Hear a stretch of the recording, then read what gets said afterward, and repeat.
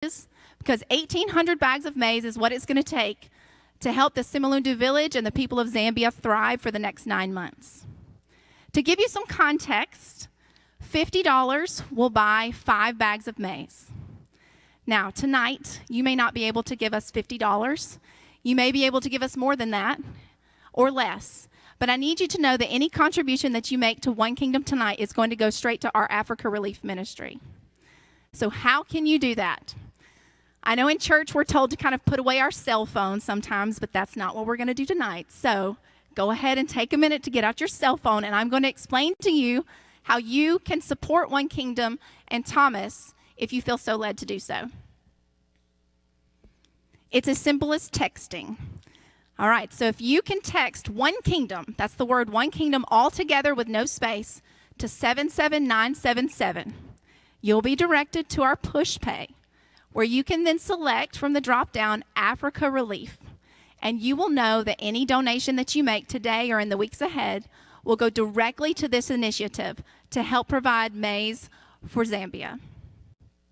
We're actually going to take a minute and give you opportunity to do that here tonight. And to anyone watching on live stream, you can do the same thing right now. Get out your cell phone, and if you feel so led, to 77977, text the word One Kingdom. John is actually going to lead us in another chorus to give you opportunity to do that. We appreciate you just being prayerful and considerate about that during this song. Hallelujah. Praise the one who set me free. Hallelujah. Death has lost its grip on me. You have broken every chain. There's salvation in your name, Jesus Christ, my living hope. Hallelujah. Praise the one who set me free. Hallelujah. Death has lost its grip on me. You have broken every chain. There's salvation in your name, Jesus Christ, my living hope. Jesus Christ, my living hope. Thank you, John. So ladies and gentlemen, if you want to learn more about One Kingdom and our other initiatives, make sure you check us out at onekingdom.org. If you want to follow along with our relief efforts in Zambia, you can follow us on Instagram and Facebook. We would love your continued support in learning more about what we do. More than anything, I hope that you will pray, that you'll pray for Thomas as he tries to serve the people of Zambia. Pray for the drought to have some relief. Pray for the people there to have what they need. And above all else, continue to pray that the gospel will be shared in every nation and in every language. Thank you, and God bless.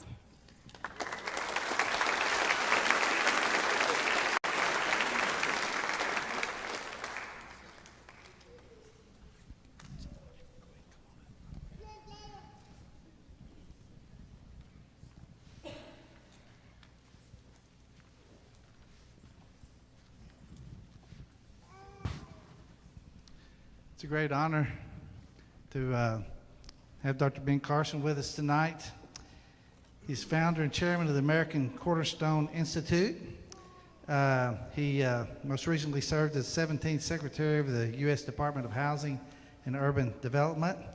For nearly 30 years, Dr. Carson served as Director of Pediatric Neurosurgery at the Johns Hopkins Children's Center. And if I took all the time to read and share all the other honors and awards, well, it would take up too much of his time to speak. We're just honored to have you, brother, and so thank you for being willing to share. We want to have a prayer over you as you speak, okay?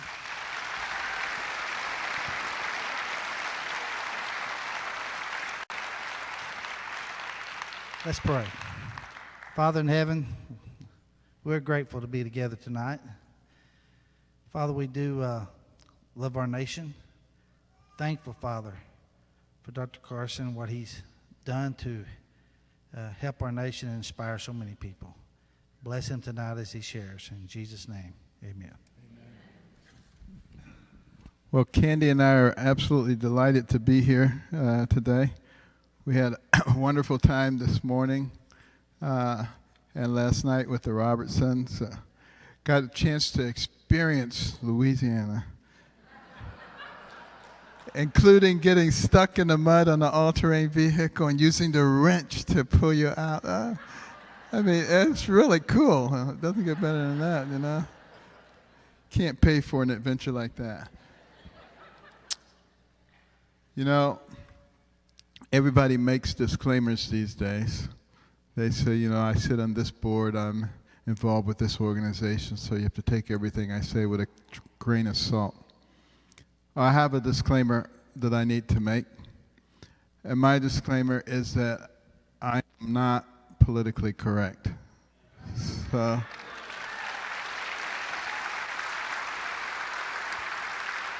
now, that doesn't mean that I'm mean. That doesn't mean that I try to offend people. It just means that I don't tie myself into a pretzel trying to make sure that you don't offend somebody, because some people are offended by everything.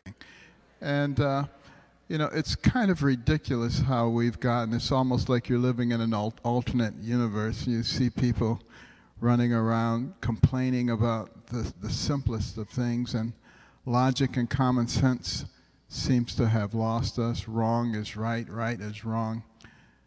But we don't have to accept that, because this is America, and it's of, for, and by the people. And we are the people, and we get to decide. And, you know, isn't it wonderful, for instance, that the Supreme Court yesterday recognized that it's the people? Yeah.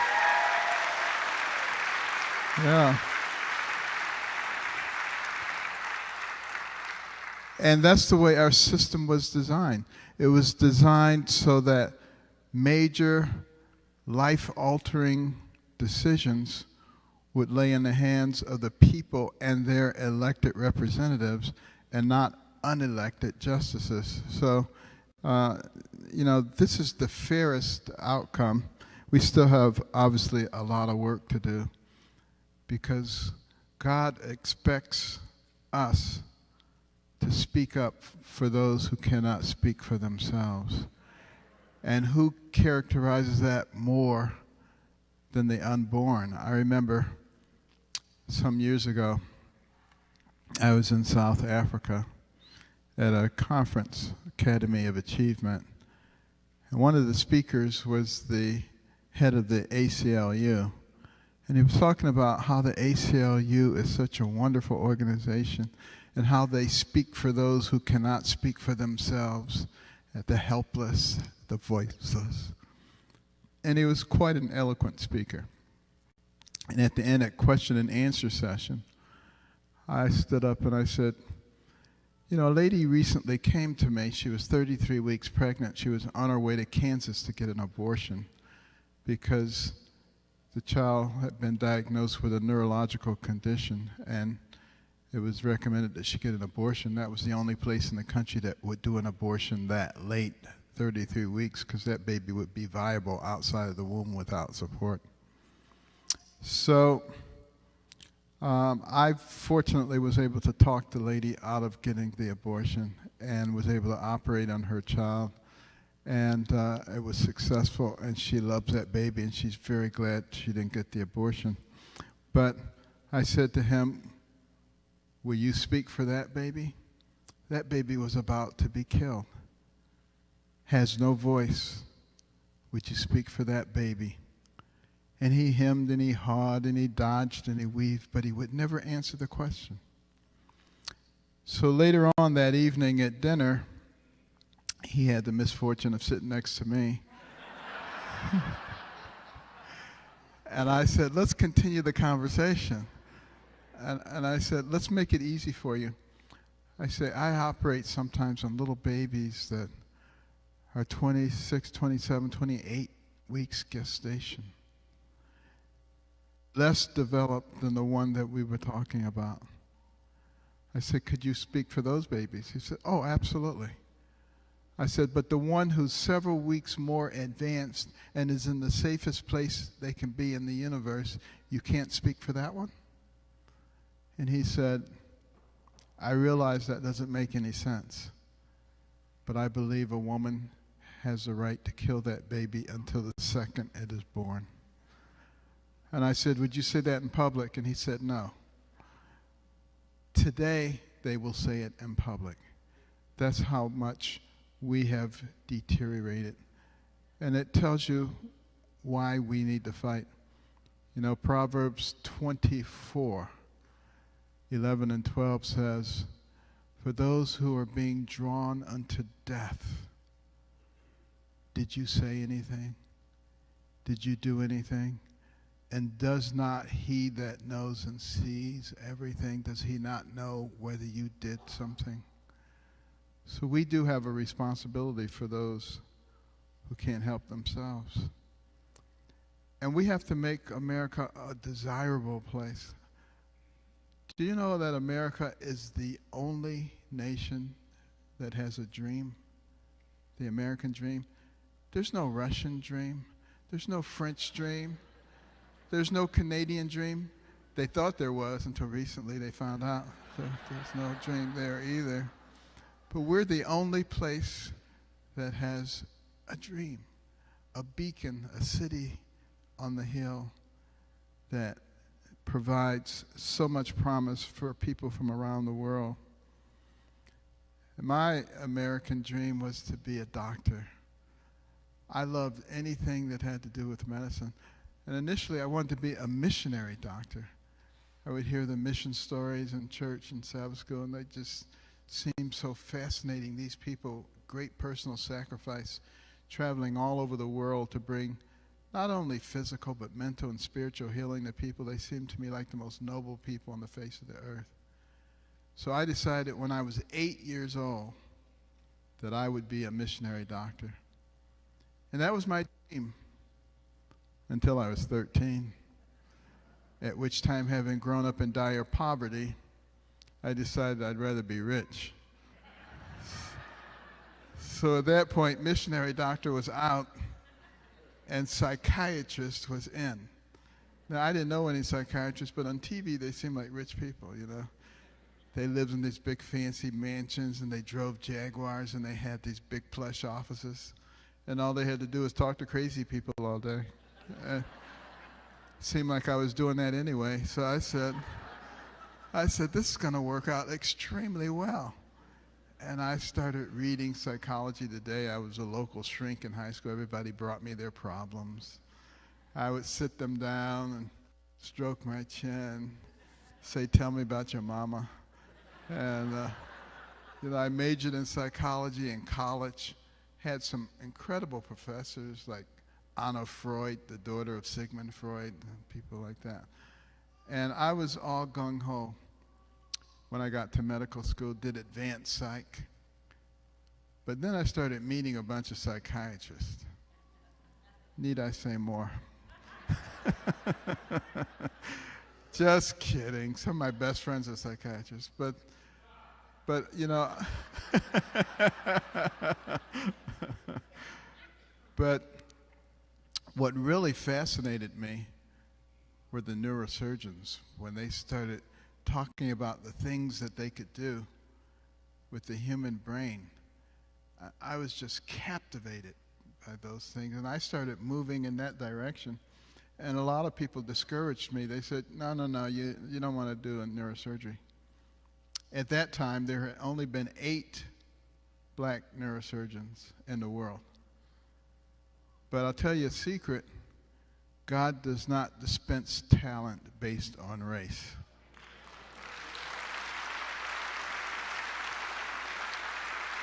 And, you know, I just took to neurosurgery like a duck to water. No reference to you, Phil. And it just seemed like such a natural thing for me. And I started out as an adult neurosurgeon. But I quickly learned that no matter how good an operation you did on those chronic back pain patients, they never got any better until they got their settlement. Whereas with the kids, what you see is what you get. When they feel good, you know they feel good. When they feel bad, you know they feel bad. And with a kid, you can operate for 10, 15, 20 hours. And your reward may be 50, 60, 70, 80 years of life. Whereas with an old geezer, you spend all that time operating and they die of something else in 5 years. So I like to get a big return on my investment. I'm just kidding, I like old people. I'm one of them now. But I was the kind of student, and if you'd saw me as a youngster, you would have said, this guy, a doctor, you gotta be kidding me. I was a terrible student.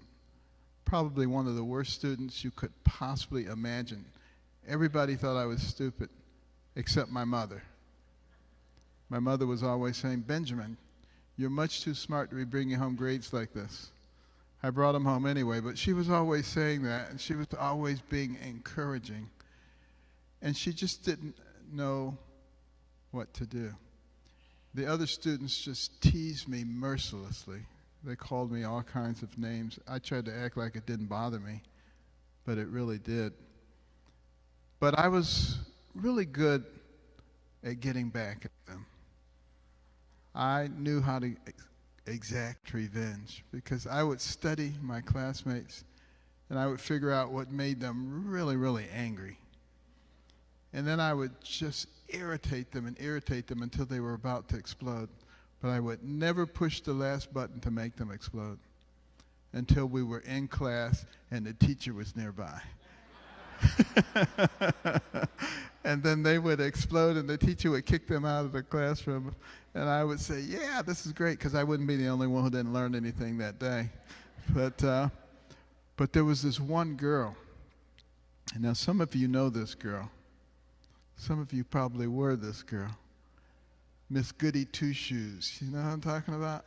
Everything perfect, pristine, made everybody else look like a total jerk, everything.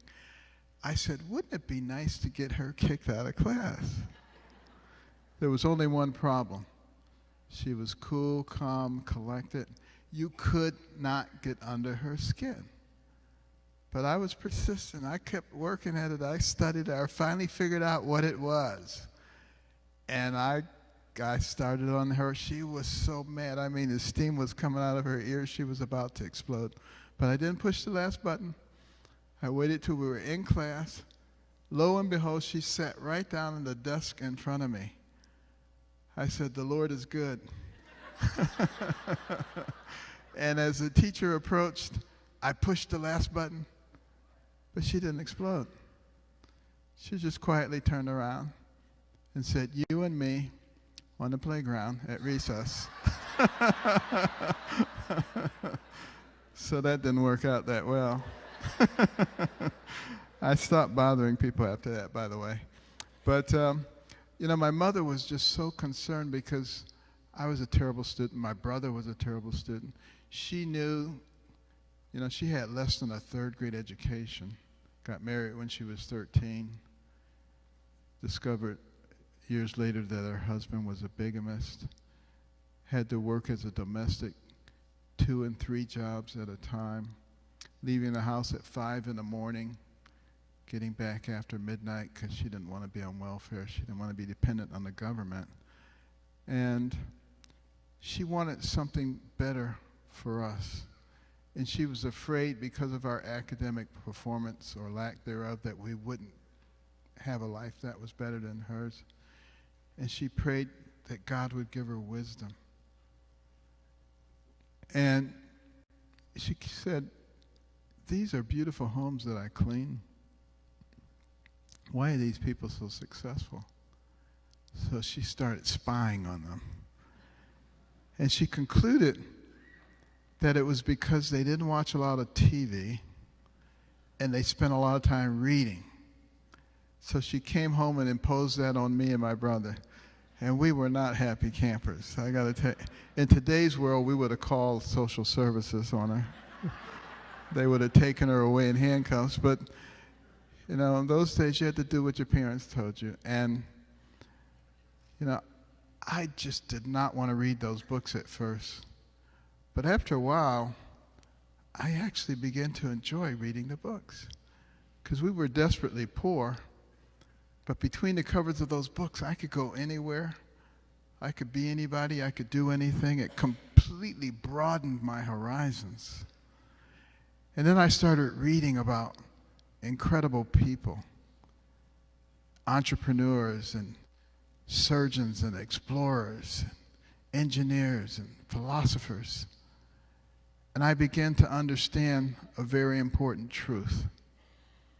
And that is that the person who has the most to do with what happens to you in life is you. It's not somebody else. It's not some circumstance. I stopped listening to all the naysayers and the people who were saying, you can't do this, you can't do that, and this is in your way, and these people will stop you. I just chucked all of that stuff. Started focusing on what I could do. And in the space of a year and a half, I went from the bottom of the class to the top of the class, much to the consternation of many of those people who used to laugh at me and tease me, who are now coming to me and saying, hey, Benny, how do you work this problem? And I would say, sit at my feet, youngster, while I instruct you. I was perhaps a little obnoxious, but it sure felt good to say that to those turkeys. But, you know, I had a complete change in the way that I thought, using that brain. You know, we are made in the image of God.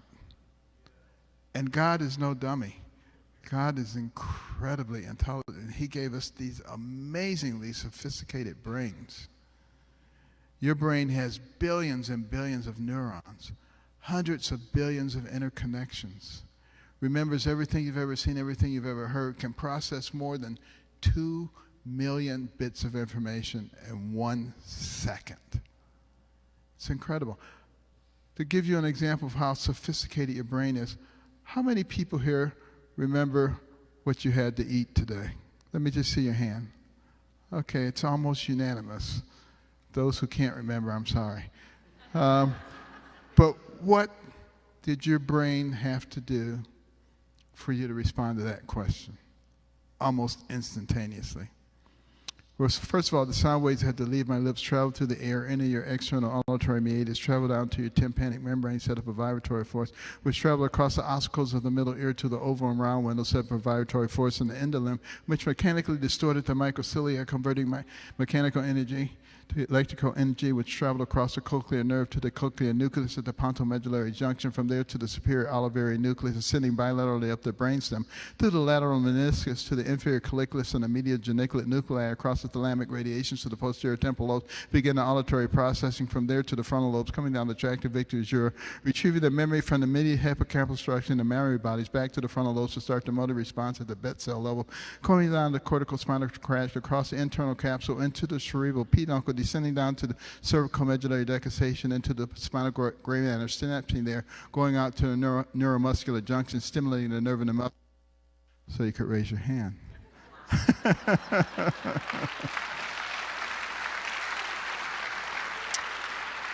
And that's a simplified version of what your brain had to do in a split second.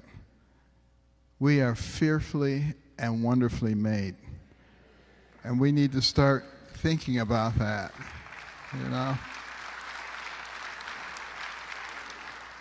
Thinking logically and with common sense. Well, you know, you would have thought that everything was going to be fine for me, but I still had another major problem. I had a terrible temper. I would get so angry. It didn't even think about consequences when I would get angry. I remember once a fellow hit me with a pebble. It didn't hurt, but I was incensed that he would dare hit me with a pebble. Picked up a large rock, hurled it at his face, broke his glasses, almost put his eye out. Another time a fellow was trying to close my locker. I didn't want it closed. I hit him in the forehead with my fist. Unfortunately, the lock was still in my hand. Put a 3-inch gash in his forehead. Almost got expelled. My mother was trying to get me to wear something I didn't want to wear. Picked up a hammer, went to hit her in the head with it. Fortunately, my brother caught it from behind. Other than that, I was a pretty good kid, but you can see, you can see how that temper could get you into a lot of trouble. And when I was 14, another teenager angered me. I had a large camping knife. I tried to stab him in the abdomen. And fortunately, under his clothing, he had a large metal belt buckle, and a knife blade struck it with such force that it broke. And he fled in terror, but I was more horrified than he was, recognizing that I was trying to kill somebody over nothing.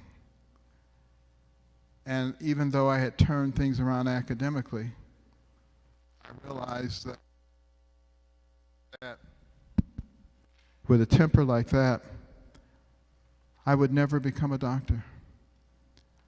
My choices would be reform school, prison, or the grave. And none of those appealed to me. And I just locked myself in the bathroom and I started praying. I said, Lord, I've tried to control my temper. I can't do it. I said, unless you control my temper, I'm never going to be successful. And there was a Bible. I picked up the Bible and I opened it to the book of Proverbs. And there were all these verses about anger. Like Proverbs 19:19, it says, there's no point getting an angry man out of trouble. It's just going to get right back into it. But there were encouraging verses like Proverbs 16:32, mightier is the man who controls his temper than the man who can conquer a city. Verse after verse. And then there were all these verses about fools. And it seemed like they were all written about me. And I just said, as I started thinking about it, this is who I am. To change that. And I realized that the reason that I was having so much trouble is because I had the wrong microphone.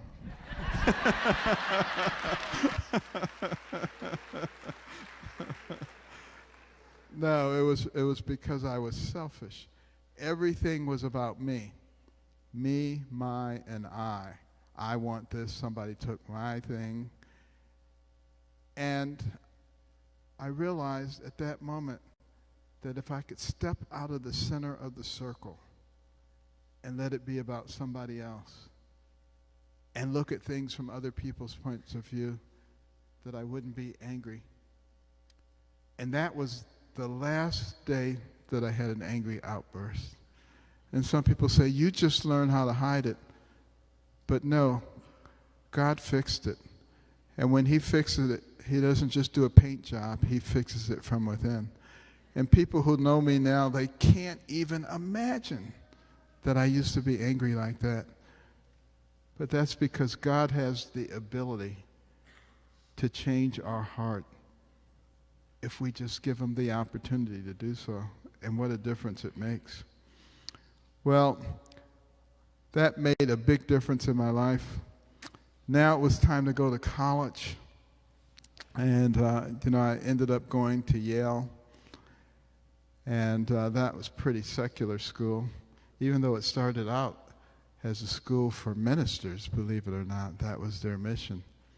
All the Ivy League schools have gone pretty far off the edge now in terms of the way that they try to indoctrinate young people.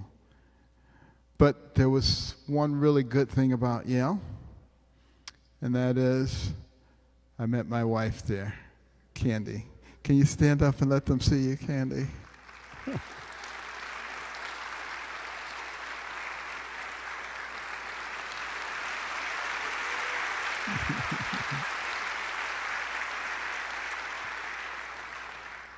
We were both from Detroit, but we had to go to New Haven to meet each other. So, but it all worked out extremely well. But, when I got to Yale, I was thinking I was perhaps the smartest person in the world. And if not, certainly in the top 5. It wasn't long before I was severely disabused of that notion. I was wondering why I was there at all. And, but by the end of that first semester, I was in deep trouble, failing chemistry. Now, you can't fail chemistry if you're pre-med, if you're going to go to medical school. And it was the night before the final exam, and I was nowhere close to passing, even if I got a good mark on the final exam, which I was not destined to do. And I said, Lord, I always thought you wanted me to be a doctor. This is what I wanted to do from the time I was 8, but obviously, if I fail chemistry, I'm not getting into medical school, and I'm not going to be a doctor. So what is it that you really want me to do? Or, preferably, work a miracle. Well, it turns out that the professor, the chemistry professor, he was either very kind or very sadistic. I'm not sure which one, because he said, anybody who is failing the class, I will give them double credit on the final exam. So you had this hope, this last hurrah before you went down in flames. And so I was studying that night. I picked up that chemistry book. I was going to read through the entire thick chemistry book. But of course, I fell asleep. And I dreamed I was in an auditorium all by myself with a nebulous figure working out chemistry problems on the blackboard. And I awakened early in the morning, and the dream was so vivid. And I looked up all the stuff that was written on the blackboard. And when I went to take the test the next day and I opened a test booklet, it was like the music from the Twilight Zone, because I recognized the first question as one of the ones I had dreamed about, and the next, and the next, and the next, and the next. And I went right through the exam. I was one of the first people out, aced the exam. And, I said to the Lord after that, I know you want me to go into medicine. I know you have a task for me there. And I will never put you in that position again, and I will begin to study. So, if there are any young people in college out there, don't expect the Lord to do that for you. Although he can, but you can learn from my example and not put yourself in that position in the first place. It'll make a big difference.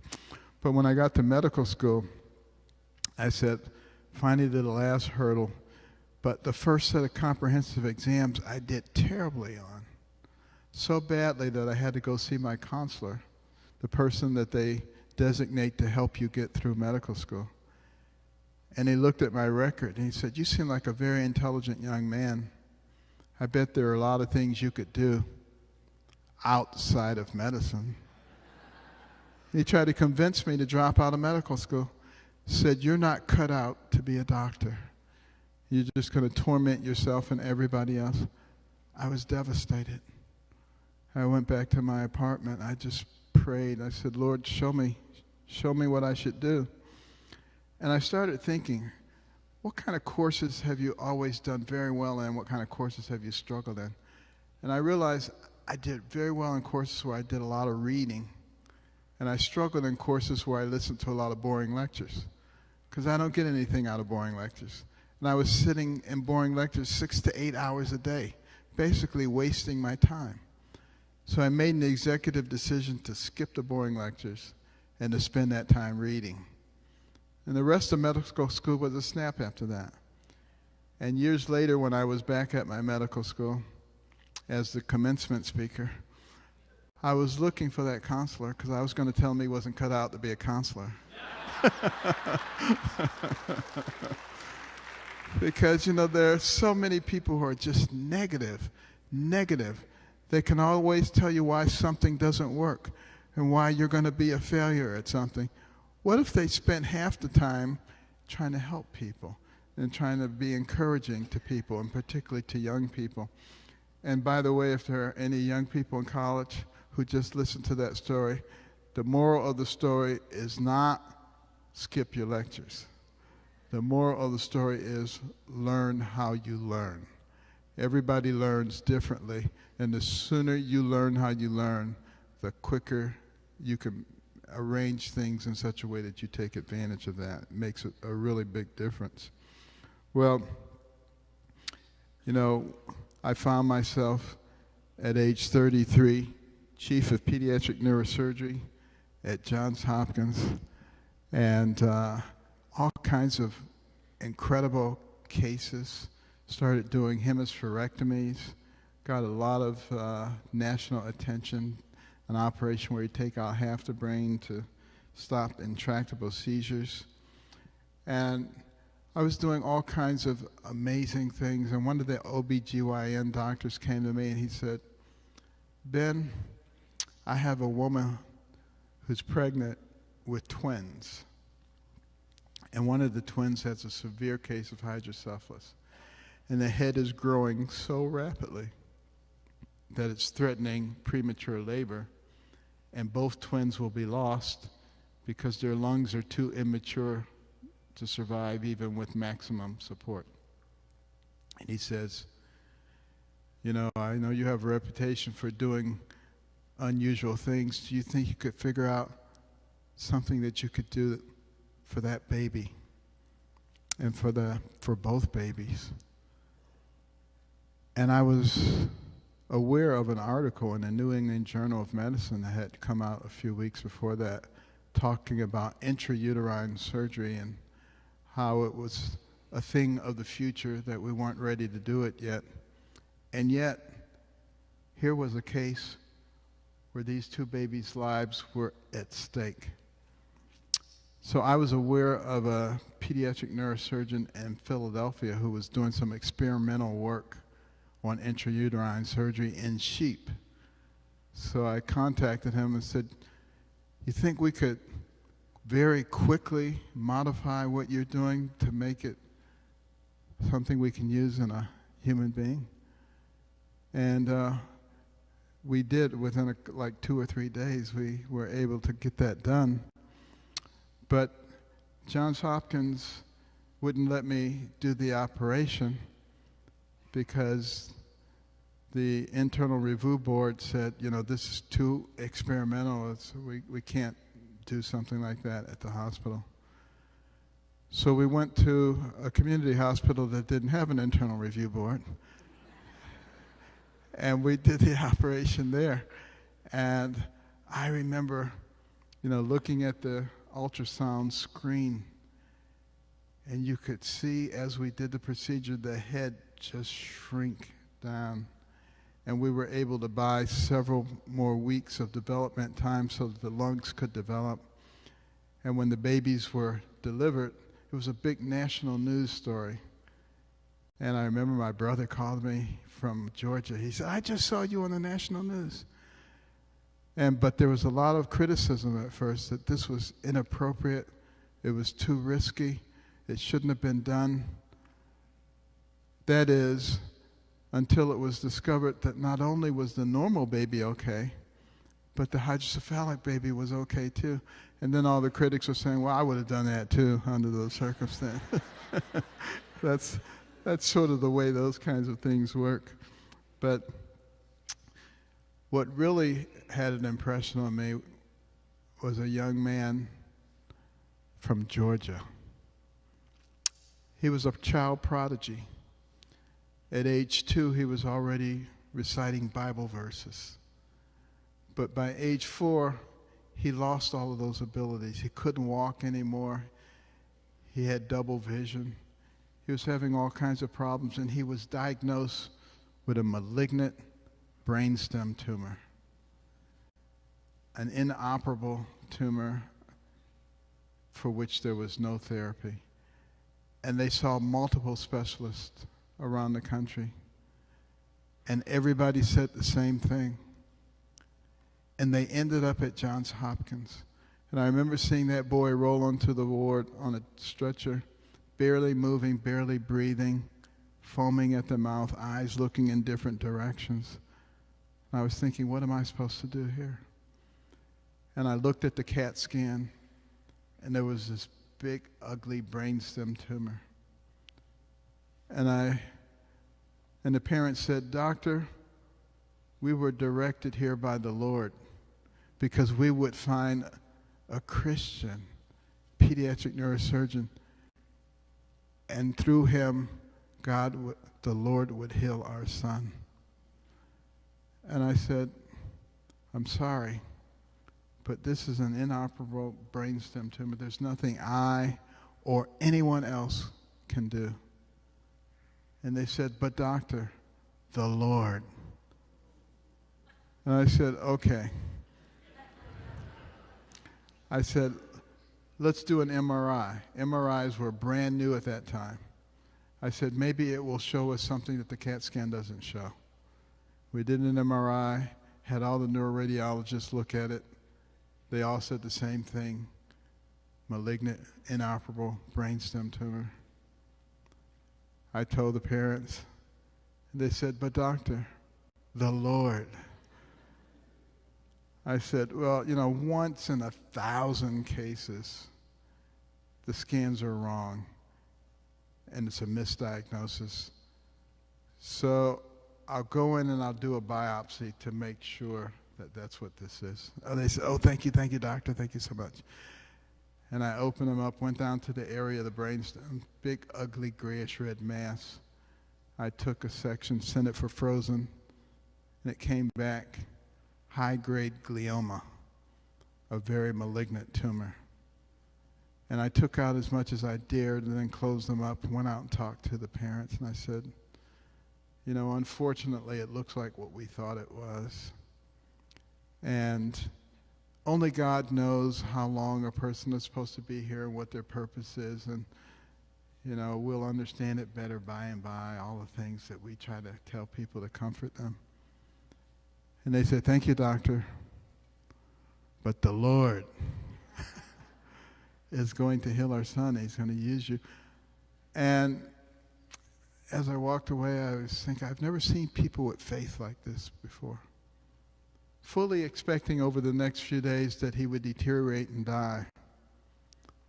But over the next few days, something happened. His eyes started looking in the same direction. He started handling his secretions. I said, "What in the world is going on?" And I said, "Let's do another MRI." And we did, and there was still a big, ugly tumor. But you could see way off in the corner a little sliver of tissue. And I said, "Is it possible that this thing is not inside the brainstem, but is actually compressed and displaced the brainstem?" And I said, "Maybe we should go back in." And the parents said, "By all means."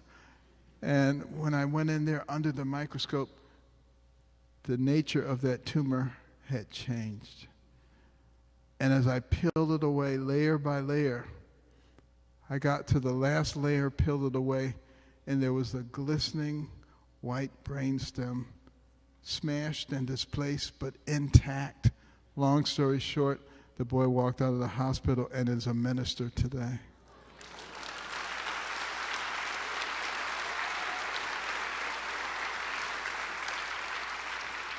And one of the oncologists after that, he said, "Ben, I've always been an atheist, but I'm a believer now." But it wasn't for him, it was for me.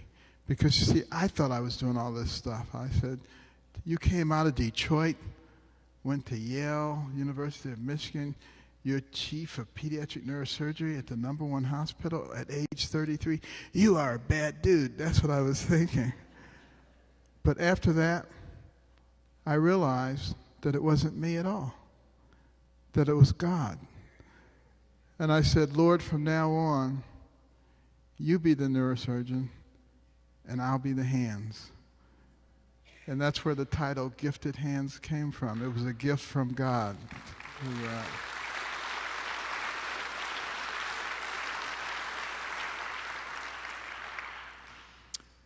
And once I realized who it was who was doing it, all kinds of amazing things began to happen.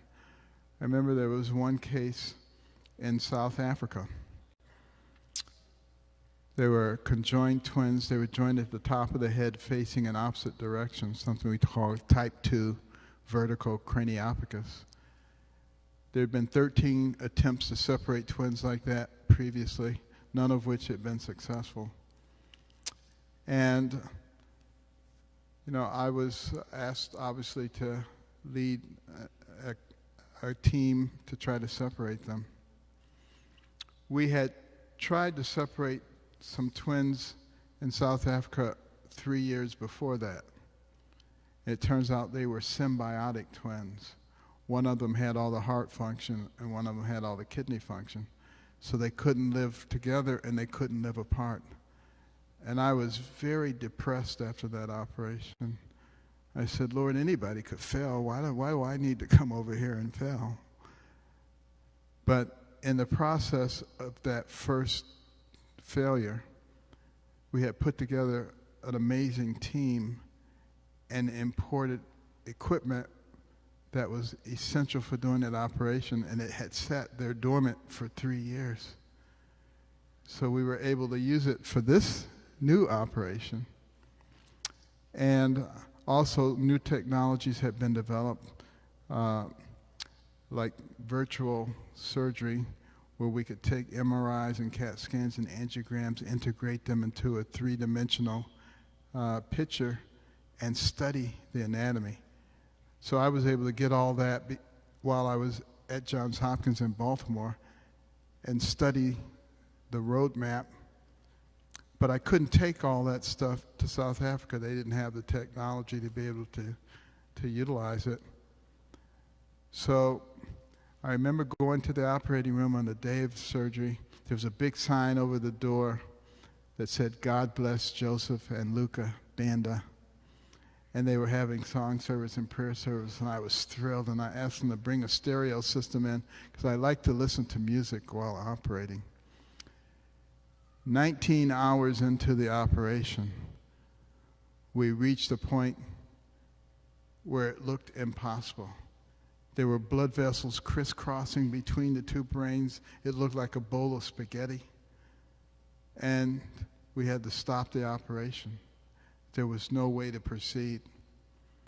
And, you know, I suggested that maybe we could cover things over with skin, and that over the course of several weeks to a few months, things would clarify and pull to one side or the other side. And the doctors from South Africa and Zambia said, that's a great idea, and I know it would work at Johns Hopkins. But we don't have the ability to keep partially separated twins alive. They'll die. And now I really felt the weight of the world on my shoulders. And I said, Lord, it's up to you. I've reached my extremity. There's nothing I can do.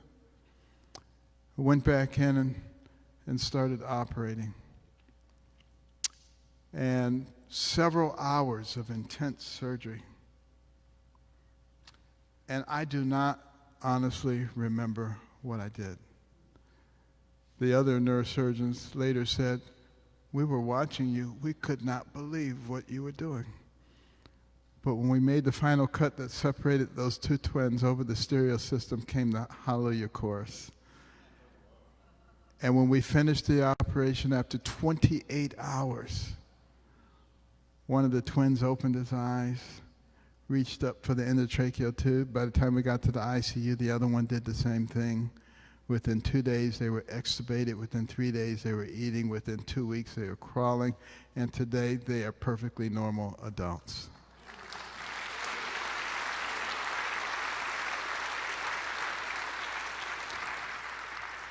And I remember the people were just literally dancing in the streets. This had been done, and this had never been done before. And it was done in their country and in their hospital. And the Lord used that in a mighty way to touch and affect many people. But again, recognizing who it was and where it was coming from.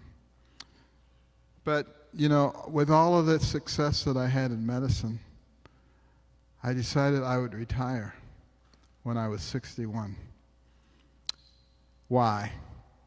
Because someone had told me that neurosurgeons die early. And I didn't believe it, so I wrote down the name of the last 10 neurosurgeons I knew who died, calculated the average age of death, and it was 61. And I said, so if I'm still alive at 61, I'm retiring. And I did, but I failed retirement because in 2013, I was asked to speak at the National Prayer Breakfast. And I was pretty surprised that they would ask me to speak at the National Presidential Prayer Breakfast, because I had spoken at the Presidential Prayer Breakfast in 1997 when Bill Clinton was president. And I had spoke about integrity. And it was just before the Lewinsky thing broke. And he was probably saying, does he know what's going on? You know, what's going on? But, you know, I really didn't think anybody ever did it twice. But some research revealed the fact that there was one person who did it twice, and that was Billy Graham. And I said, that's pretty good company. So I accepted, and they kept calling me and saying, what are you going to speak about? Because President Obama has to respond. And I said, I don't know what I'm going to speak about. And they said, well, you got to figure it out. And they kept calling, and I kept saying, I don't know. And they say, well, you're not going to embarrass the president, are you? And I said, that's not my intention. And but I didn't know until the morning of the speech what I was going to say. But it struck such a chord. And afterwards, everybody was saying, you should run for president. And I was saying, don't be ridiculous. Why would I do something like that? And I said, if I just ignore these people, it'll go away. But it never went away. It kept growing. People had signs every place I went, run, Ben, run. At more than 500,000 petitions in my office. Could barely get in there with all the boxes. And I finally said, Lord, you know, that's not something that I want to do, but if you really want me to run, you have to give me all the things that a person who runs for president needs. A Rolodex with all the important contacts, an organization, a lot of money. And I said, I'm not going to go out and try to establish those things, so you would have to provide all those things. The next thing I knew, I had an organization. They were raising more money than the RNC each month. It was absolutely ridiculous. But as I traveled around the country during the campaign, what was so amazing to me, in the smallest little hamlets in Mississippi or North Dakota, wherever you went, it was very clear that the American people have common sense. All over this country, not so much in D.C., but everywhere else, they have common sense. And what has been happening is that our people are being manipulated, largely by a media that has forgotten why it is there. The press is the only business that is protected by our Constitution. And the reason for that is because they're supposed to disseminate unbiased information to the populace so that the country can be run on the will of the people. But how can the people know what their will is when they're getting information that is not true?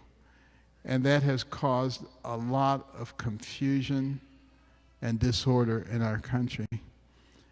And that's actually the reason that when I retired the second time, after the election in 2020, I said, now I can really relax and really become a good golfer and just enjoy life. But you know, it wasn't many weeks after the election that I saw the direction that our country was going in. I said I would never be able to enjoy myself on the golf course watching our country deteriorate like this. So myself and several outstanding individuals from HUD got together and created the American Cornerstone Institute, which is a think tank / do tank which focuses on those fundamental pillars that helped us to go from a bunch of ragtag militiamen to the pinnacle of the world. It was not a coincidence. It was because of the principles that we espoused, like faith. Think about our faith, our Judeo-Christian values, which taught us to love your neighbor. Now, as we've moved that aside, it's been replaced by something other than love. It's hate. Hate your neighbor if they disagree with you. Cancel your neighbor. Hurt their family. Nothing but pure, unadulterated evil. And we must fight back. And then there's the cornerstone of liberty, which is what this country represented for people from all around the world. A place of freedom, a place where you're not going to have the heavy foot of government on your neck mandating where you could live and how you could live and what you could do and where you could go. That was the promise of America. And we have to make sure that that is still the case. You know, our freedoms are being compromised. Like freedom of speech. Think about it. Some people say, we don't have any compromise over our freedom of speech. The government's not keeping us from saying anything. Well, if big tech and social media can shut you down, can keep you quiet, can cancel you, with the compliance of the government, it's exactly the same effect as if the government was doing it. And we need to understand that so that we can fight appropriately against that. And you know, you can go right through all of our rights and how people are trying to compromise them. You know, you look at those who are trying to take guns away. You know, why do we have the Second Amendment? People say, you don't need a high-powered rifle to go duck hunting or deer hunting. Well, the Second Amendment is not about duck hunting and deer hunting. It's about the ability of the people to protect themselves and their families from criminals or an overly aggressive government. And you can't do that with a pea shooter.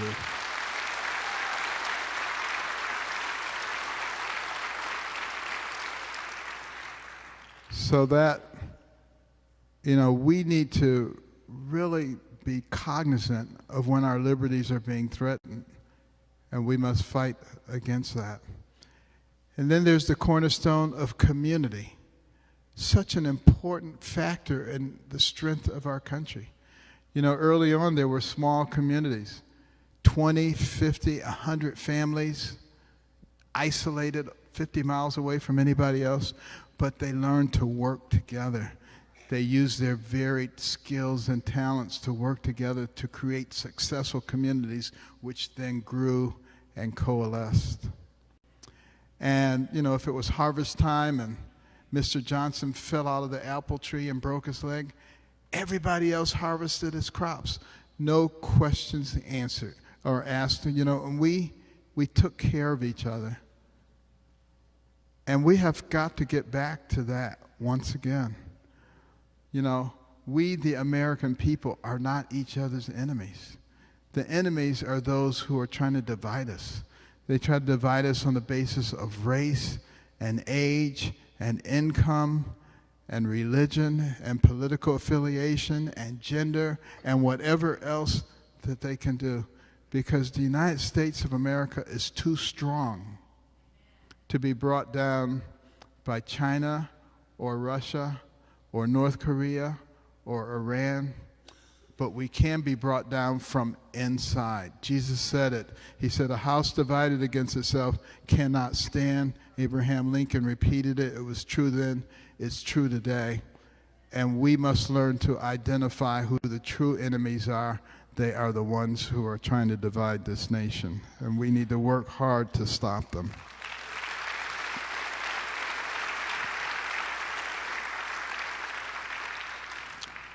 You know, it was Nikita Khrushchev, some of you may remember, 60 years ago, he said to Dwight Eisenhower, your grandchildren's children will live under communism, and we won't have to fire one shot Now, what was he talking about? He knew that the only thing that was necessary is that they would have to gain control of our educational system so that they could indoctrinate the kids, and then gain control of the media so they could spoon feed the people only what they wanted them to know and shield them from what they didn't want them to know. Replace faith in God with faith in government, and raise the national debt to astronomical levels so you could justify massive taxation, redistribution of wealth, and complete dependence on the government. Does any of that sound familiar? It's all the stuff that is going on in our country right now. The only people who can stop it is us. We, the people. The founders of this nation, I believe, were inspired by God. And they recognized that we would reach this point in our nation where our system would be severely threatened. You know, when the Constitution was finished and Benjamin Franklin came out of the Constitution Hall, this is in 1787, a woman said, "Mr. Franklin, so what do we have? A monarchy or a republic?" And Franklin said, "A republic, if you can keep it. If you can keep it." Recognizing that the threats would be there, but they gave us tools to be able to keep it. The Constitution is written in such a way as to be an aid to the people. I think it's a God-inspired document. But they also gave us the vote. And it is so important to understand how valuable that is, and to know how to vote. It is critical, and it will make the difference between what happens. Knowing how to vote. You can go to AmericanCornerstone.org, or you can take a picture of the code, the QR code right there, and it'll give you information about how to find out about the people that you're voting for, because it's so important that their values correspond to your values. Most people don't do that. When they go into the voting booth, they just look for the name that looks familiar. Oh yeah, I know that name. It could be Satan. Yeah, I know that name. In some cases it is. And you know, that's why we keep getting the same stuff. And please promise yourself, take the pledge that you will invest some time and find out who the people are and whether in fact their values correspond to your values. That will be the thing that will get us back on the right track faster than almost anything else. And then we also have to make sure that we teach our kids the right kinds of things. You know, at American Cornerstone, we have a part of a program called Little Patriots. And we have books. Why America Matters was our first book. A new book is coming out first week in July called Red, White, and Blue. Our flag matters to me and you. And it helps children to understand what the red, white, and blue is about, what the stars are, what the stripes are, the freedoms that it represents, the people who made it possible for us to live in freedom. And all the proceeds from the book go right back into the program to create more things. There's beautiful cartoons that were created by people we've hired from Pixar and Disney. Unwoke people, by the way, from those places. Beautifully illustrated with lessons, and you have Liberty Eagle to guide them through the programs. And the thing about Liberty Eagle, she's a bald eagle, and she has a left wing and a right wing. Can't fly with two left wings, can't fly with two right wings, can soar elegantly with both wings, because we have to teach our children to stop hating each other. and to learn how to work together. It's so important.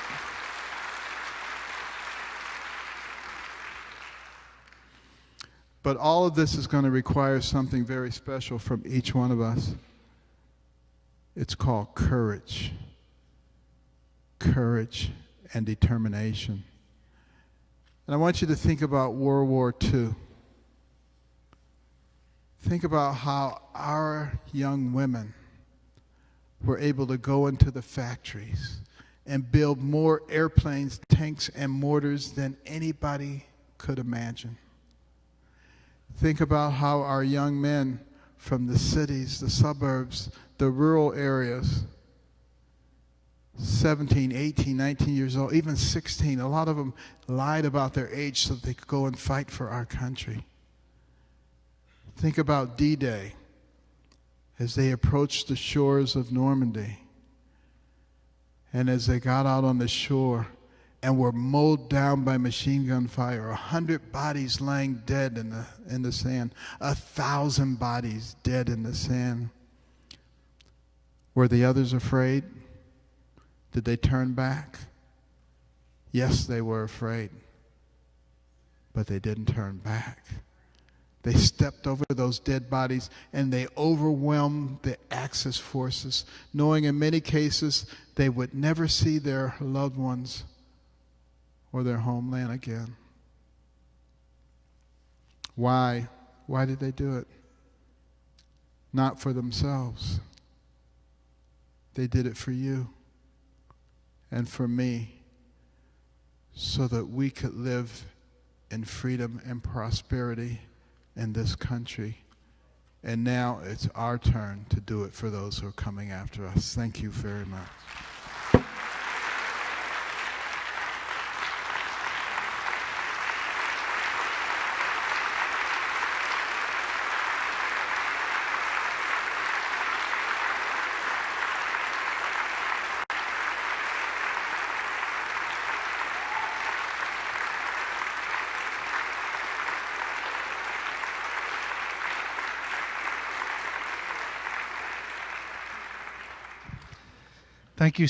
Thank you so much for being here tonight. Let's dismiss with a word of prayer.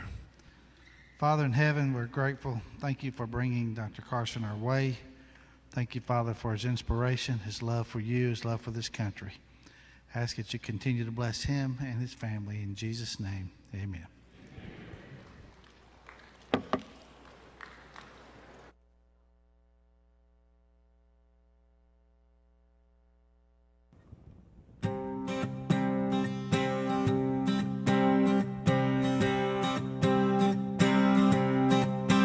I was buried beneath my shame. Who could carry that kind of weight? It was my tomb till I met you. I was breathing but not alive.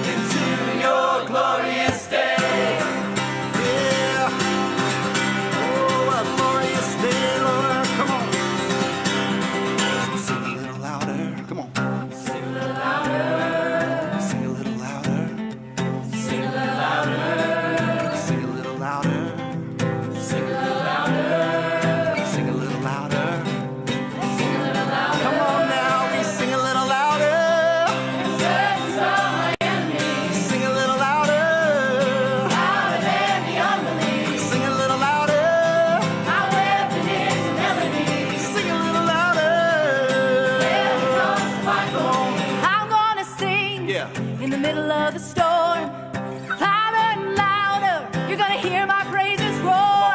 Up from the ashes, hope will arise. Death is defeated, the King is alive. I'm gonna sing in the middle of the storm. Louder and louder, you're gonna hear my praises roar. Up from the ashes, hope will arise. Death is defeated, the King is alive. And I raise a hallelujah in the presence of my enemies. Woo! I raise a hallelujah louder than the unbelief. Come on now. And I raise a hallelujah. My weapon is a melody. Yeah. Come on now. I raise a hallelujah. Heaven comes to fight for me. I'm gonna sing now. I'm gonna sing in the middle of the storm. Louder and louder, you're gonna hear my praises roar. Up from the ashes, hope will arise. Death is defeated, the King is alive. I needed rescue, my sin was heavy. The chains break, I